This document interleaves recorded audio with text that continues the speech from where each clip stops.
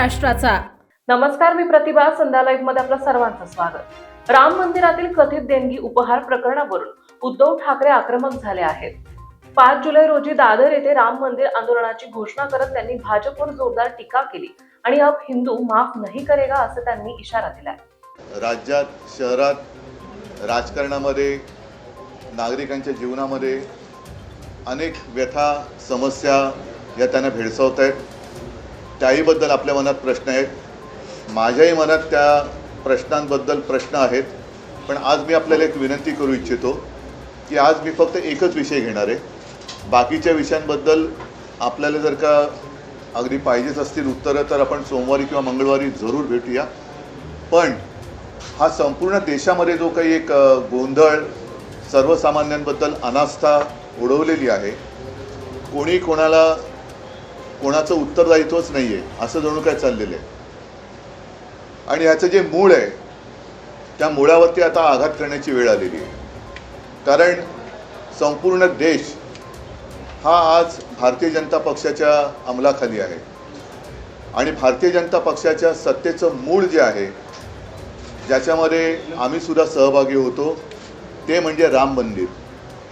राम मंदिरासाठी जे आंदोलन झालं होतं त्या आंदोलनामध्ये अनेक शिवसैनिकसुद्धा सहभागी होते. देशातील तमाम हिंदू हा सहभागी होता. तो काळ आजही आपल्यापैकी अनेकांना आठवत असेल. आपल्या माध्यमातून ती सारी दृश्य जनतेच्या मनामध्ये खोलवर रुजलेली आहेत. कारसेवकांवरती झालेले अत्याचार, मग झालेलं गोधराचं हत्याकांड, अहमदाबादमधली दंगल, अगदी मुंबईमध्ये सुद्धा जे काही घडलं होतं, बॉम्बस्फोट असतील, आणखीन काही गोष्टी असतील, त्याच्यामध्ये हिंदूंनी बरंच काही सोसलं होतं.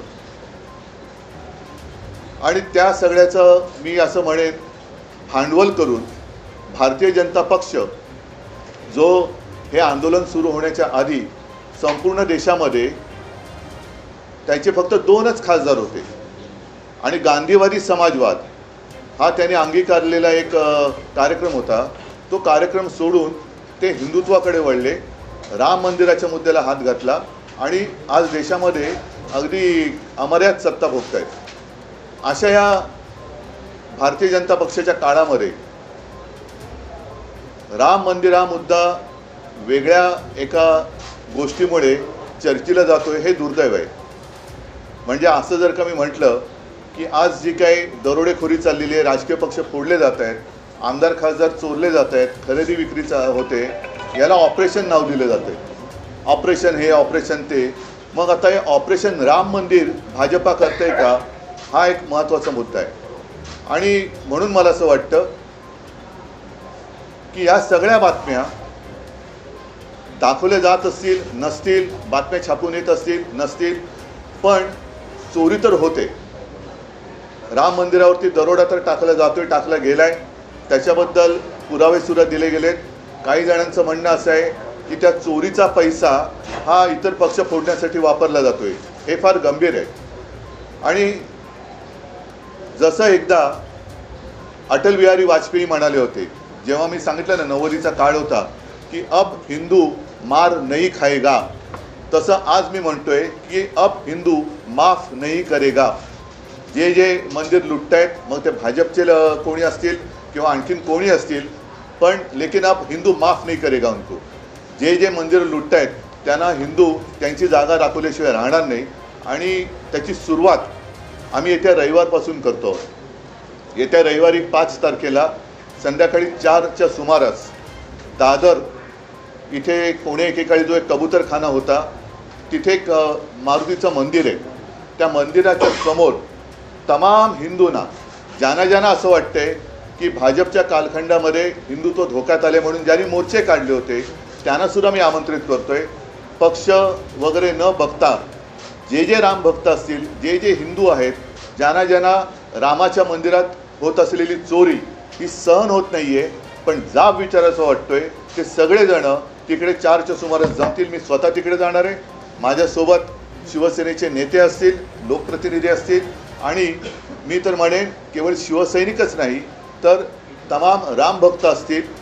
ज्यांनी हिंदुत्व सोडलेलं नाही, ज्यांनी बाळासाहेबांचे विचार सोडलेले नाहीत, ते सुद्धा हिंदू असतील तर ह्याच्यामध्ये येऊ शकतील, त्यांनी यावं आणि तिथे मग आम्ही रामरक्षा आंदोलन करतो.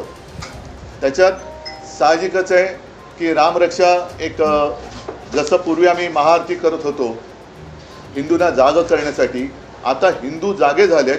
आता हिंदू त्यांना जाब विचारतील, तो जाब विचारण्यासाठी आम्ही तिथे रामरक्षा म्हणू, हनुमान स्तोत्र म्हणू आणि हनुमान चालीसा सुद्धा म्हणू. हे जाहीररित्या हा कार्यक्रम सुरू होईल.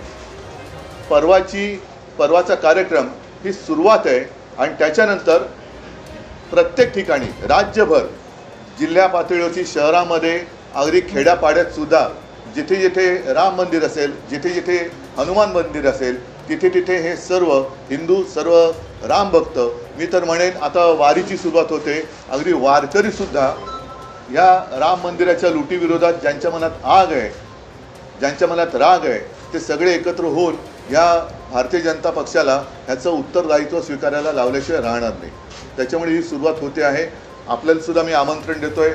आपल्या माध्यमातून मी सर्व हिंदूंना, सर्व राम भक्तांना तिथे आमंत्रित करतो आहोत, कारण हिंदुत्वाच्या नावावरती ही लूट आम्ही सहन करू शकत नाही. हा जर काही त्यांनी देखावा केला असेल की मंदिर वही बनाएंगे, मंदिर झालं, पण त्या मंदिराच्या मागे ज्यांनी ज्यांनी रक्त सांडलं, ज्यांनी ज्यांनी कष्ट, ज्यांनी म्हणजे अनेकांना तुरुंगवास झाला, त्या सगळ्यांचे कष्ट हे असे आम्ही वाया जाऊ देणार नाही. म्हणून परत एकदा सांगतो की आज आहे शुक्रवार, परवा रविवारी 5 तारखेला साधारण 4च्या सुमारास दादर येथे जे मारुतीचं मंदिर आहे, जिथे जुना कबूतरखाना होता, तिथे सगळेजण एकत्रित येतील आणि रामरक्षा आंदोलन आम्ही सुरू करतो. ताज्या आणि महत्त्वपूर्ण बातम्या पाहण्यासाठी आजच आमच्या संध्या लाईव्ह न्यूज चॅनलला यूट्यूबवर सबस्क्राईब करा आणि बेल आयकॉन प्रेस करा.